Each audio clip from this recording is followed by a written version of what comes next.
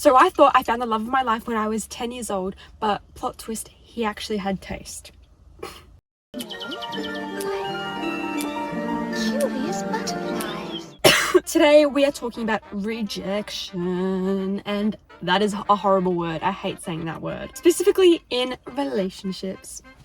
Oh. And the first time I got rejected, it was traumatizing. I'm also going to be talking about how I spiraled with that situation, how I overcame it, and you know, in reality, I was still watching My Little Pony and eating Baby Bell cheese, that string cheese.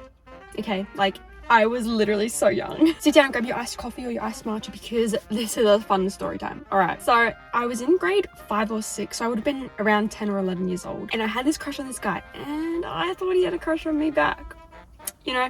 And I had never even spoken to this fucking guy in my life. Like, what the fuck? Girl, are you okay?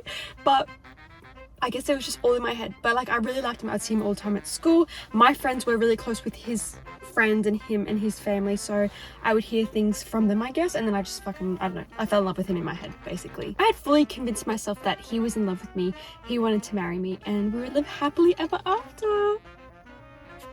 So I was never directly friends with him, if that makes sense, but I would see him all the time in school. Yeah, I don't know, I convinced myself he was in love with me. It was getting towards the end of the year. I still really liked this boy, obviously, and one day on our lunch break at school, I was like, fuck it. Okay, I told my friends to go tell his friends. Also, side note, I don't know why the fuck I thought this was a good idea at the time, but anyway, we digress. That's not the point. Hang on, before this happens, before I ask my friends this, I go to the bathroom, okay? I'm looking at myself in the mirror. I'm using the tap water from the school toilet to slick back my little curls in my hair, make myself look presentable, because it was the end of the day. It was like the last lunch break. I was not looking cute. I am so nervous. I am shaking. I'm hyperventilating, and I'm just like, oh my god, like, this is the moment, guys. Because I have a feeling he will want to date me too, right? Now this is where it gets hilarious. So I asked my friends to give him this little piece of paper, and this little piece of paper is the one that you put in your school bag, like down the side pocket or on the front or on the bottom, wherever, and you basically put a name, phone number, your home address in case if you lose your bag, right?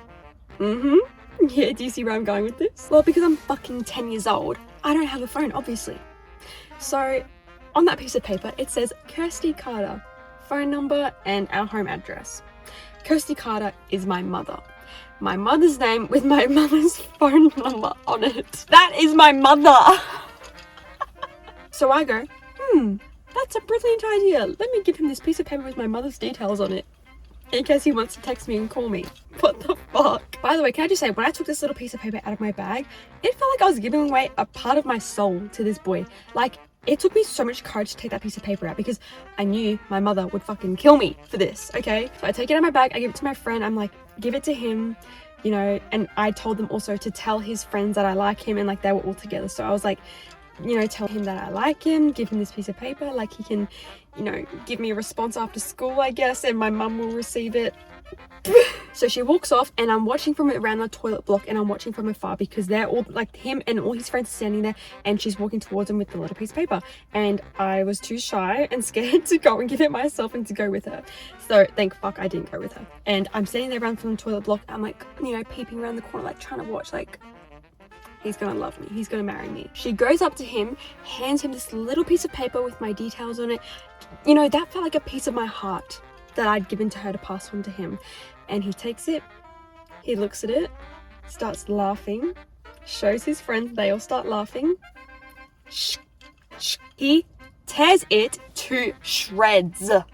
Yeah. When I tell you my heart broke with each of those little pieces falling to the ground, oh yeah, it did. I literally, like, emotionally, physically, spiritually collapsed. Like, I was by myself going, like, witnessing this too. Like, I didn't have friends around me going, it's okay, girl, like, you're all good. I was by myself. I felt like I was like the main character in a fucking Wattpad story, and my heart just got ripped out of my chest. Like, I was like, oh, so hurt, so humiliated, so embarrassed, so upset. Like, that was evil. Oh, so I'm devastated. I have never felt this much rejection in my entire life because I'm 10 years old. I run back into the toilets and I close the toilet door and I'm just sobbing. I'm just a mess, okay? And the bell's gonna ring because it's time to go back into class, and I'm just a mess. Thank God he wasn't in my class because that would have been mortifying. I cannot explain to you how humiliated I was. Like, I don't think you guys are getting like the full emotional rejection here. I had given this boy a piece of paper with my mum's details on it, hoping he would text me after school or call me and be like, yeah, like, appreciate that, like, I don't like you, or like, I love you and I want to get married, which is what I was intending, and I had basically predicted and manifested for myself. And I had also just given the piece of paper from my school bag that my mother put her details on, and she was gonna be fucking pissed at me. I was so scared. I was like, I'm fucked. I mean, now I can laugh at it because it's kind of hilarious, but at the time it was not a laughing matter. I was actually shitting bricks. I literally thought this cringe ass guy, now that I'm looking back and thinking about it, was my soulmate because he wore fucking Lynx Africa and he surfed. Like, let's be so for real. But moral of the story is, when you're young, rejection feels so intense. And it does feel like the end of the world, especially when it's your first time going through rejection. It hurts like a motherfucker and no one warns you. And yes, I did bawl my eyes out like every night to Fireflies by Owl City, but that's character development. Okay, so here's the thing about rejection. When you're young, say even if you're not 10 years old, even if you're a teen watching this, rejection, no matter what age you are, it feels like the world is gonna end. It sucks when someone says no to you and you're questioning your entire personality. You're thinking, why do they not want me? Am I not pretty enough?